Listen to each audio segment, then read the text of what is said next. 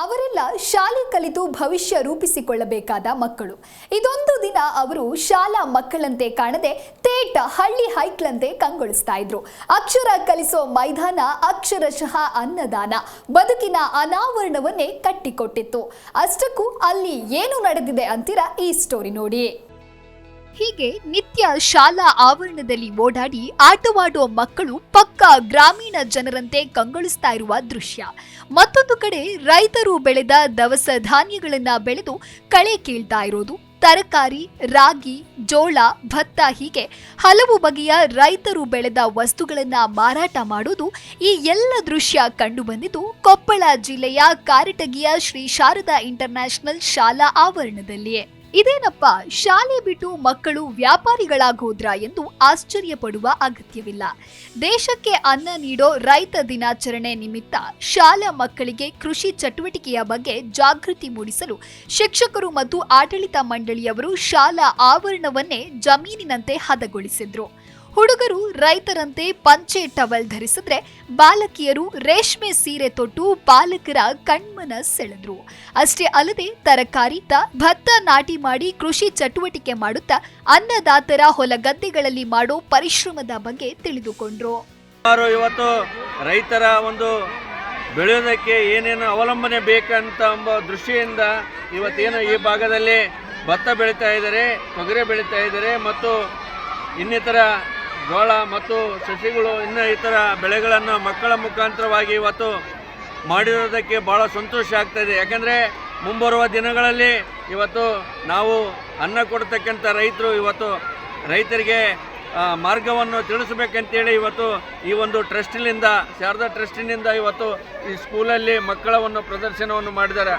ತುಂಬ ಸಂತೋಷ ಆಗುತ್ತೆ. ಯಾಕಂದರೆ ಪ್ರಥಮ ಬಾರಿಗೆ ಕಾಟಗಿ ತಾಲೂಕಿನಲ್ಲಿ ಈ ಥರ ದೃಶ್ಯಾವಳಿಗಳನ್ನು ಮತ್ತು ಮಕ್ಕಳನ್ನು ರೈತರ ಪರವಾಗಿ ಮನವೊಲಿಸುವುದಕ್ಕೆ ಕಾರ್ಯಕ್ರಮ ಯಾವುವು ನಡೆದಿದ್ದಿಲ್ಲ. ಬಹಳಷ್ಟು ಸಂತೋಷ ಆಗಿದೆ.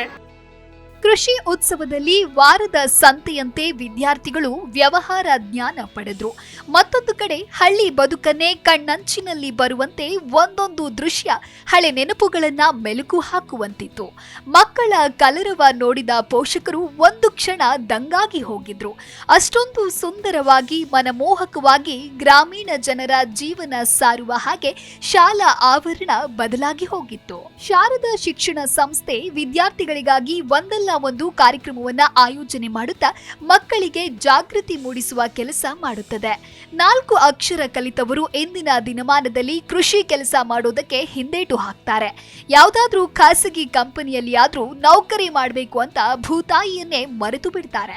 ಇತ್ತ ಶಾಲಾ ಶಿಕ್ಷಣದ ಜೊತೆಗೆ ಮಕ್ಕಳಿಗೆ ಕೃಷಿ ಬಗ್ಗೆ ಜಾಗೃತಿ ಮೂಡಿಸುವ ಕಾರ್ಯ ಪಾಲಕರ ಮೆಚ್ಚುಗೆಗೆ ಪಾತ್ರವಾಗಿದೆ. ಬಸವರಾಜ್ ತೊಂಡಿಹಾಳ, ಜಿ ಕನ್ನಡ ನ್ಯೂಸ್, ಕೊಪ್ಪಳ. ಜಿ ಕನ್ನಡ ನ್ಯೂಸ್ ಈಗ ನಿಮ್ಮ ಮನೆಯಲ್ಲೇ ನೋಡಿ. ಎಲ್ಲ ಕೇಬಲ್ಗಳಲ್ಲಿ ಈಗ ಲಭ್ಯ.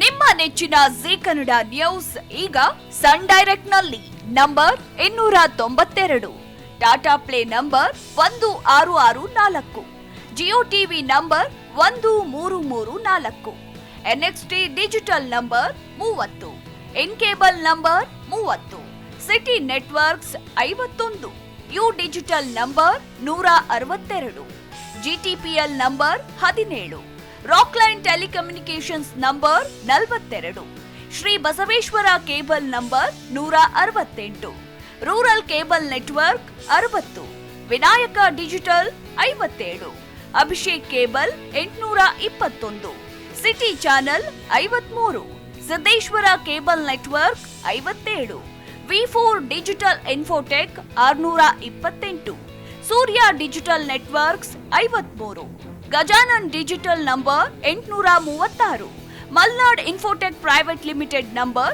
56, metro cast number 830, victory digital number 167ರಲ್ಲಿ ನೋಡಿ ಆನಂದಿಸಿ.